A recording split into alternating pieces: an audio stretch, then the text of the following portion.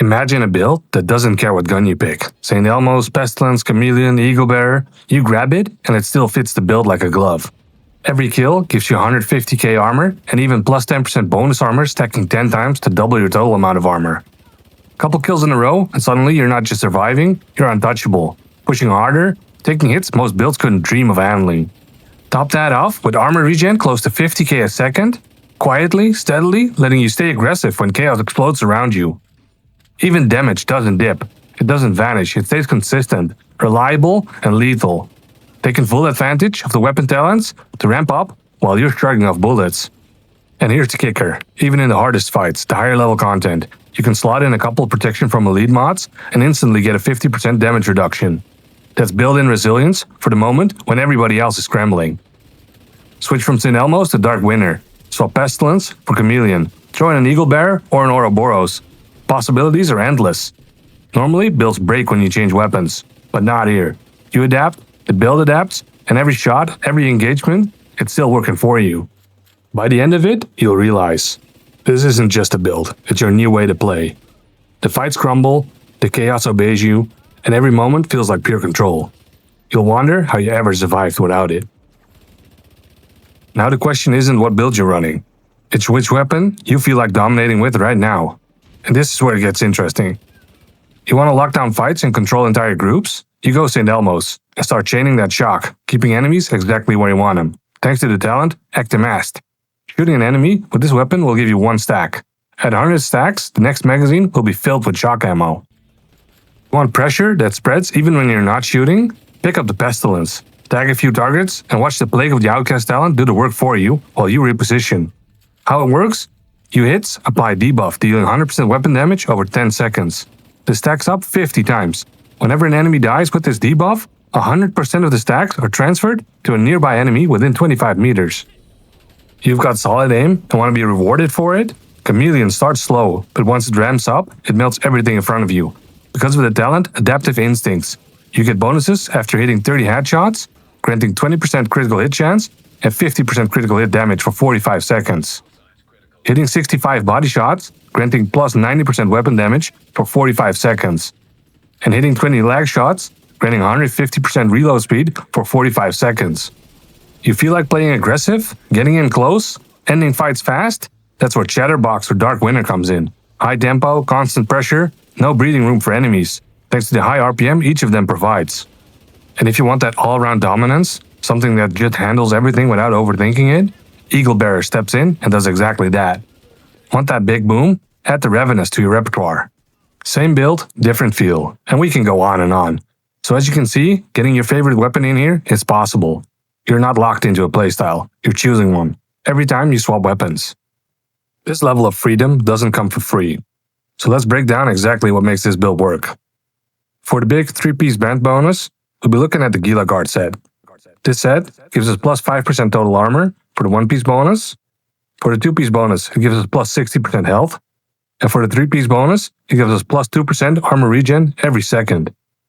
First of all, the mask, the named version, the Chill Out, which gives us the freedom of putting in not 1, but 2 mods, making it quite unique by adding versatility in building.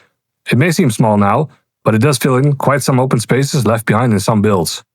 Second, the chest. It's also from Gila Guard and brings the talent Obliterate. For that added 20% extra weapon damage, because thanks to the talent, critical hits increase total weapon damage by 1% for 10 seconds, stacking up to 20 times. And our third Gila piece, the backpack with the talent Bloodsucker, which gives us the plus 10% bonus armor for 10 seconds after every kill, stacking up 10 times.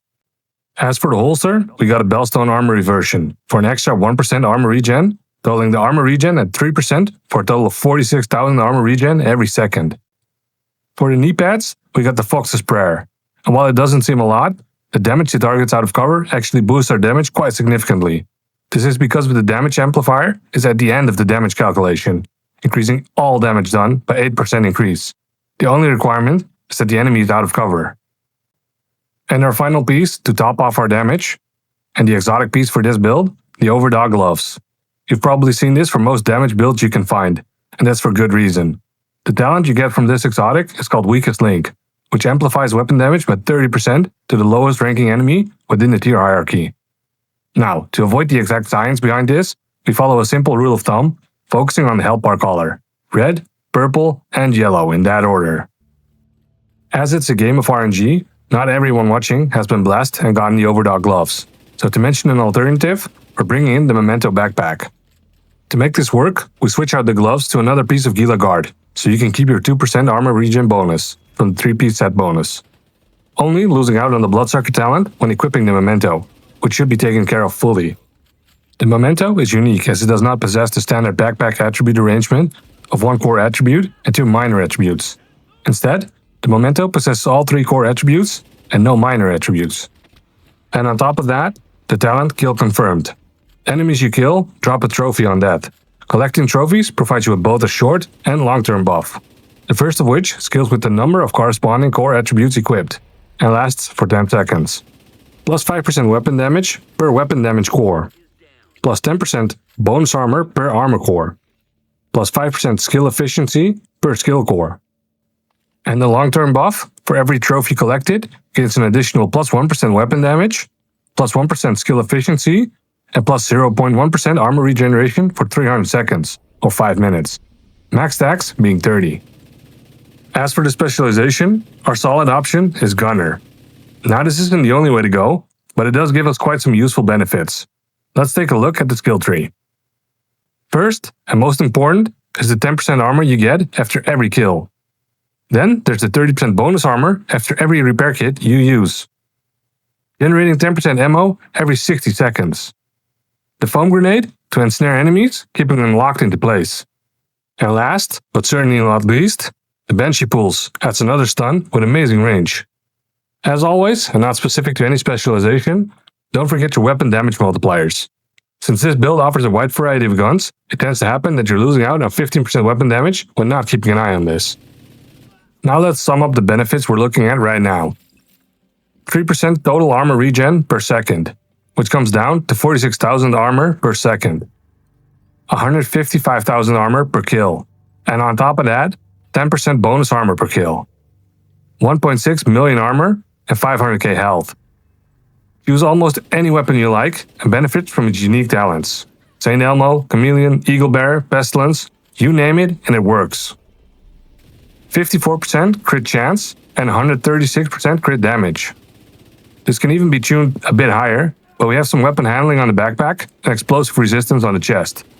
Those can be switched out to crit damage for an extra 24% crit damage if you happen to fall short.